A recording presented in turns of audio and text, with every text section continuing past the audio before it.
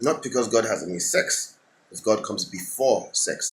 Wait! Hold on a second, I got something to tell you! Chicka bow wow. Welcome back, everyone, to Project Nihilist. Today we're going to cover a channel called Dr. Perry Smoked a Big Fat Blunt, and whatever nonsense he come up with is super deep and really interesting. He blinds us 1-watt atheist with his 1.21 gigawatt powered brain. What the hell is a gigawatt?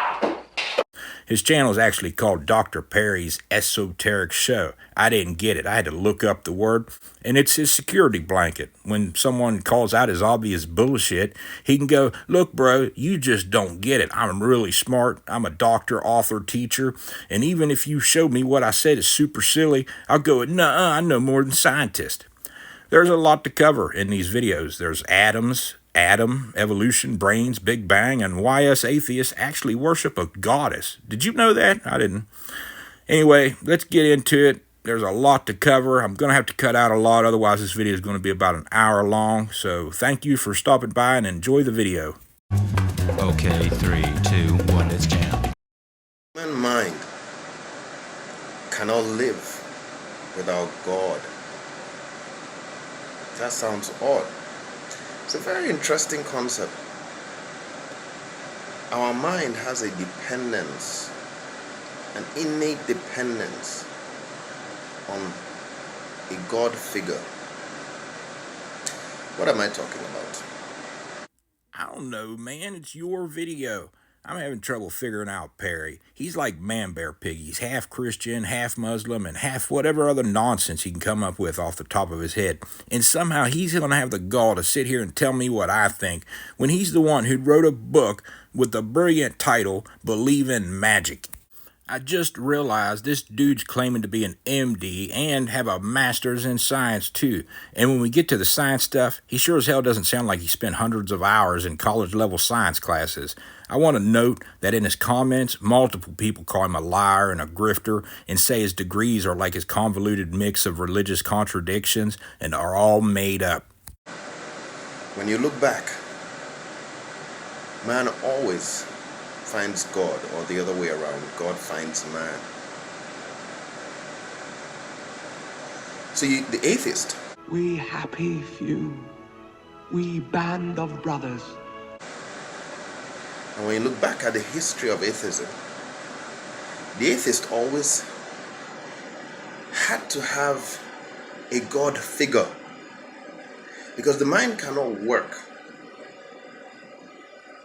Our human nature, so to say, depends on God character, God behavior, God organization, and God control. I really don't have a clue what he's talking about, but you should go check out his LinkedIn account. It sounds really impressive, and I'm almost positive of the many jobs he still works at today are all totally legit. One of them sounds like he's selling apple cider dick lengthening pills over the telephone, and here's what I really took note of. Dude doesn't have a doctorate. He clearly has a bachelor's degree and a master's degree, but that doesn't add up to a doctorate, my man.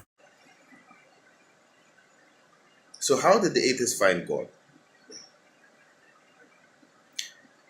Well, while you think about it, I'll explain. I never did. Tried looking everywhere for that elusive bastard, and I came to the realization that people made it up. Why? Because it's in our nature to see things in the dark.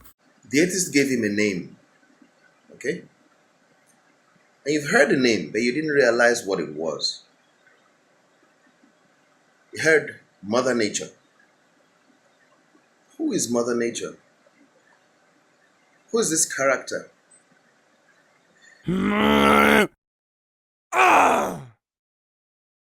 Seriously, all I could think about was a frustrated grunting sound, and I couldn't decide which one to use. This twit is actually going to tell me that I worship nature because it has the word natural in it, and of course I love those tig old biddies. What is that? A Catholic thing? This comes about due to the dependence of man on God. So they had to fill the space And to fill this space, they created Mother Nature. For a second, I thought he was going to accuse me of being a mama's boy.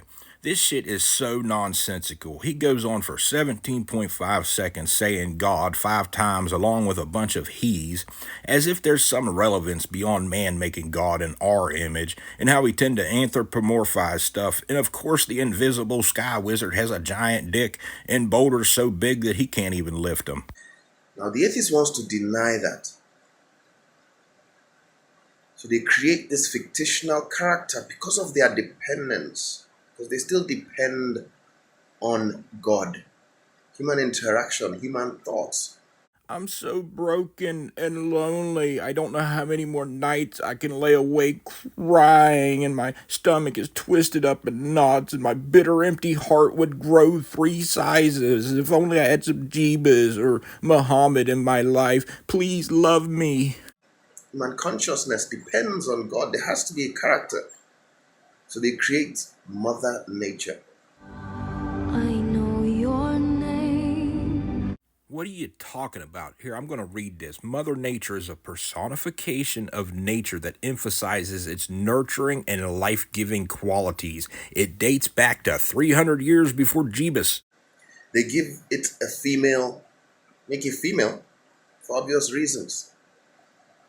He just slam dunked that home run. He's got me all figured out. What'd you think of that little head nod? Like he just, man, he's like fucking so profound and deep, man. I am obviously desperate for a woman's attention. Because if they make it male, then they believe the people of the religions would immediately recognize that that's God. My father told me to bang my head against a rock, and I did it. Dude, I think you're missing the point. We don't believe in any gods. We have zero concern that you might get your imaginary friend confused with our imaginary friend based on some secondary sex characteristics or their reproductive abilities. Because the religions typically call God, he. Not because God has any sex. Some people are really fucking stupid. Because God comes before sex. Sex is created. This is creation. Male, female, that's creation after the Big Bang. I get really embarrassed, and the girl gives me a strange look when the Big Bang comes before the sex. Look, your chauvinistic and misogynistic books written by men would never let their frail egos get away with having a god be anything other than a dude. Of course, there are a ton of female deities in various religions throughout time, so this whole thing is just silly, stupid shit. So you talk of natural selection, and you talk about the design of your hand. Clap your hands. Fuck you. You talk about the design of your eye. You talk of the fact that man is here, so beautifully structured. I like to sing. Animals are there. You don't have the crazies. You have errors, dinosaurs. But now there's nothing so large anymore. Dance. It's not like it couldn't exist, but it doesn't exist in our way, creating a perfect path for us. Pretend. It's not like we killed the dinosaurs, but why don't we have these monsters anymore? And kazoo. So there's some perfect format that made the world perfect for us. Of course, the old world's perfectly designed for us, but it's all fucked up because of us. It's covered mostly in frozen water with volcanoes and hurricanes, tornadoes, plagues, famine, drought, disease. I'm always reminded of the puddle analogy by Douglas Adams, the author of The Hitchhiker's Guide to the Galaxy. I highly recommend you go watch it. It's like a 5-minute video. And there's my cousin Ugg. And Ugg has caught a mammoth. Yay! Ugg has got a mammoth. Mammoths are terrific. Whoa, what's happening? Who am I? Why am I here? What's my purpose in life? And this is the point where you think, well, it fits me very well. The caves and the forests and the stream and the mammoths. He must have made it for me. Hello, ground. So the atheist knows those selections are perfect Everyone agrees the result is absolute perfection. The guy who coined the word Big Bang, the scientist, coined the word Big Bang, mathematician, said the probability of random events creating a single living cell.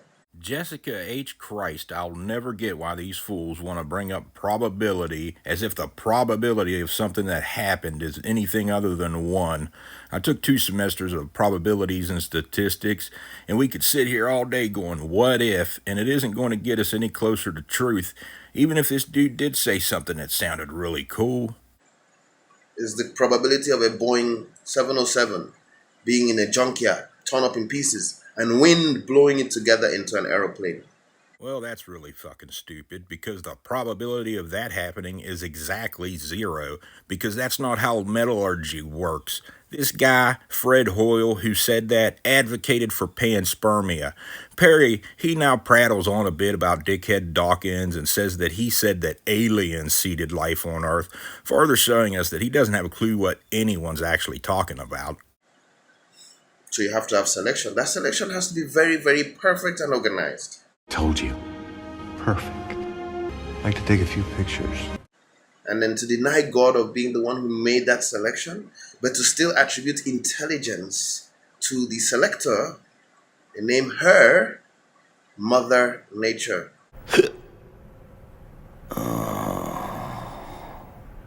Oh, I finally get it. Selector sounds a lot like selector, explaining my obvious confusion on the topic.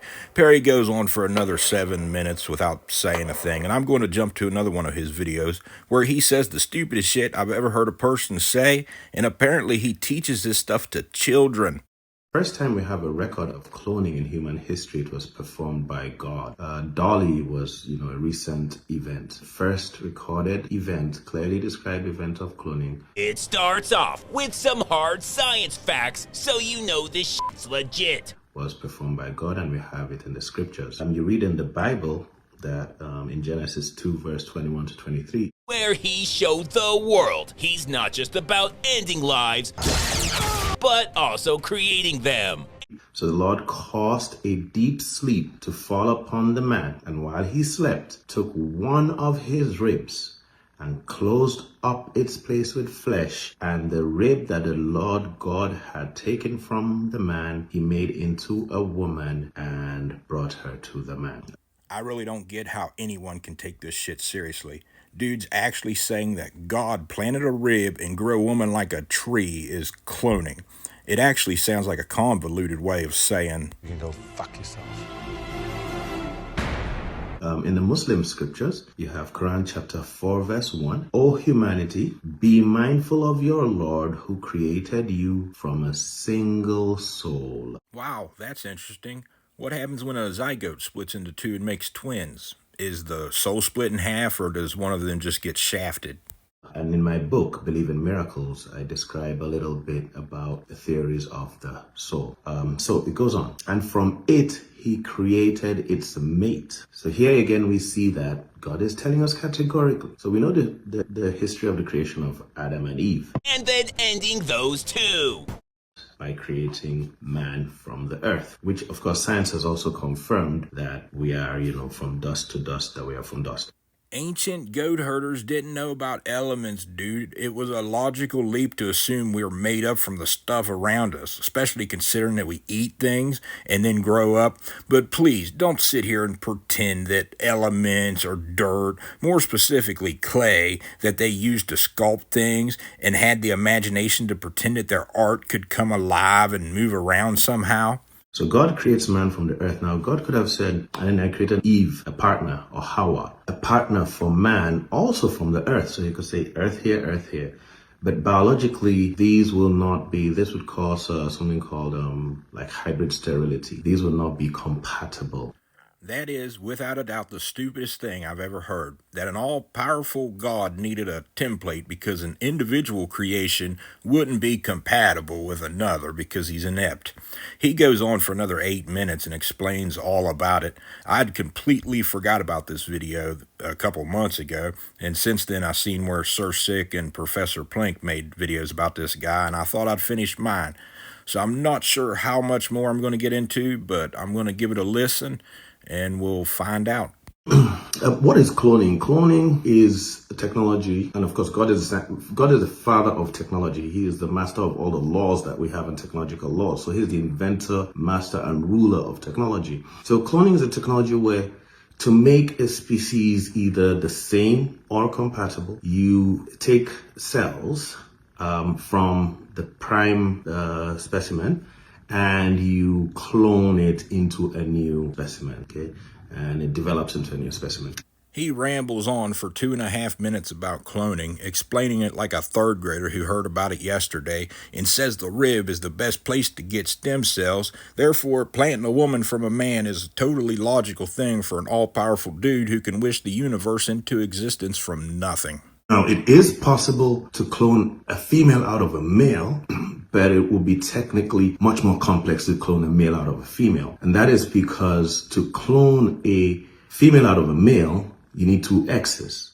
To clone a male out of a female, you're going to need a Y. A female does not have a Y. And a Y is a different gene entirely. It has the SRY gene. It has certain things that the X doesn't have. But a male has an X. So you can clone. So all you need to do if you're cloning a female out of a male is, get 2 cells and you get 2 X's. And you can 2 X's because the male cells have XY, XY. So you have 2 X's, you put 2 X's in and you can make a female. But it wouldn't be possible to do the reverse. So clearly, this is a good point for teaching students and teaching kids about biology and about cloning. I cut out a lot here. I can't take it anymore. Perry thinks that ex-Adam and Mito-Eve lived at the same time, not 50,000 years apart. Cherry-picking data when it's convenient, ignoring it when it's not. Professor Plink's thumbnail says it the best. Somebody left his critical thinking skills at home. Anyway, thank you for stopping by. If you've made it this far, you're the worst. I'll see ya in the next one, space cow people.